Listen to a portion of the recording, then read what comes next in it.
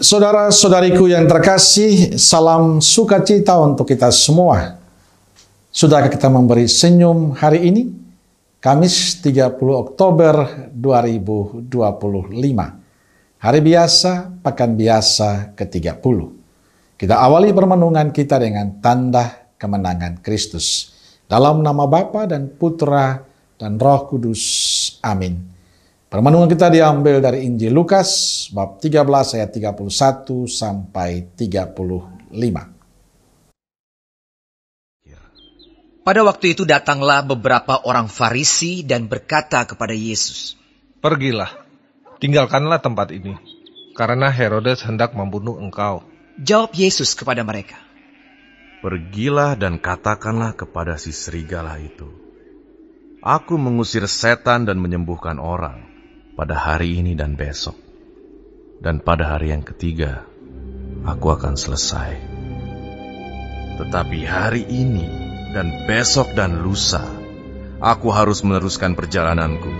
Sebab tidaklah semestinya seorang nabi dibunuh kalau tidak di Yerusalem.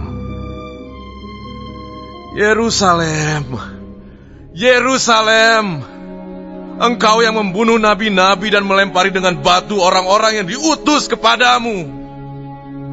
Berkali-kali aku rindu mengumpulkan anak-anakmu, sama seperti induk ayam mengumpulkan anak-anaknya di bawah sayapnya, tetapi kamu tidak mau. Sesungguhnya, rumahmu ini akan ditinggalkan dan menjadi sunyi. Tetapi aku berkata kepadamu, kamu tidak akan melihat aku lagi hingga pada saat kamu berkata, diberkatilah dia yang datang dalam nama Tuhan." Saudara-saudariku yang terkasih, dalam Injil hari ini, orang Farisi mengingatkan Yesus agar meninggalkan Yerusalem karena Herodes hendak membunuhnya. Namun Yesus menolak usulan itu. Ia akan tetap melanjutkan perjalanannya. Yesus tahu Yerusalem adalah tempat dibunuhnya para nabi. Namun ia bertekad untuk tetap tinggal karena didorong oleh kerinduannya pada umat Tuhan. Ini keputusan yang penting, walaupun ia akan ditolak, menderita, dan dianiaya. Yesus mengambil pilihan itu karena ia merindukan Yerusalem yang penuh damai. Ia tidak takut dibunuh. Ia tidak takut akan tantangan apapun yang terjadi. Ia tetap memilihnya demi kedamaian Yerusalem.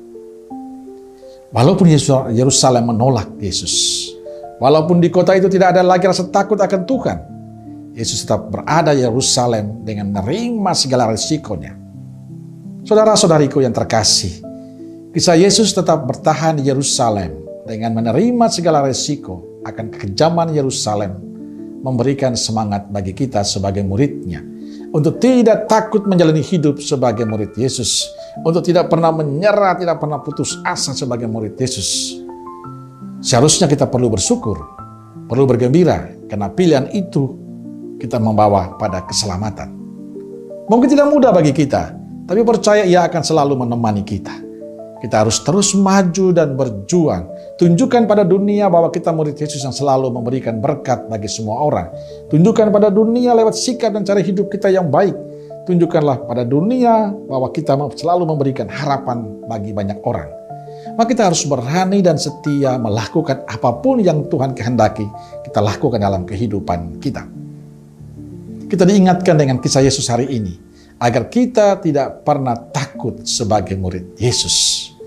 Agar kita tidak pernah menyerah, tidak pernah putus asa. Sebab Tuhan bersama kita. Sebaliknya kita takut kalau kita mengkhianati cinta dan perintah-Nya. Amin. Semoga Allah yang Maha Kasih memberkati saudaraku sekalian, Bapa, Putra, dan Roh Kudus. Amin. Roh Kudus Nazaret, doakanlah kami. Amin. Berkah dalam.